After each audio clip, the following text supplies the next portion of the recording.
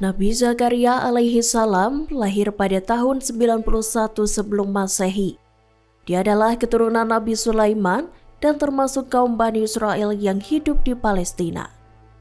Istrinya juga sama-sama keturunan Nabi dan berasal dari keluarga Nabi Harun.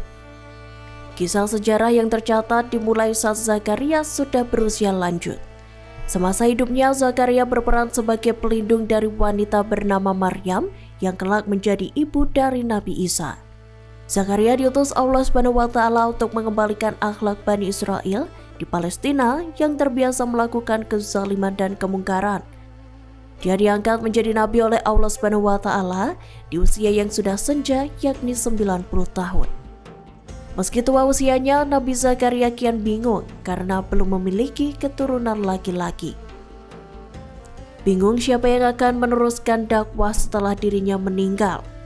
Namun istrinya tidak putus asa untuk selalu berdoa memohon kepada Allah agar dikaruniakan seorang anak meskipun kondisinya mandul.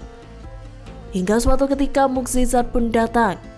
Malaikat Jibril turun menemui Zakaria untuk mengabarkan bahwa keluarga Zakaria akan kedatangan bayi laki-laki bernama Yahya. Kaget dan tidak percaya, istri Nabi Zakaria adalah wanita mandul dan usianya juga tua, akhirnya bisa memiliki keturunan. Lahirlah Yahya pada tahun 1 sebelum Masehi. Yahya adalah anak kandung satu-satunya dari Zakaria yang kemudian juga diangkat sebagai seorang nabi oleh Allah SWT.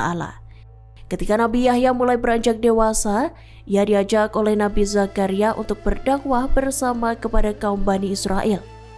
Nabi Zakaria alaihi salam dan Nabi Yahya alaihi salam juga bersama-sama melawan Raja Herodus yang merupakan penguasa Bani Israel dan bersifat zalim dan keji.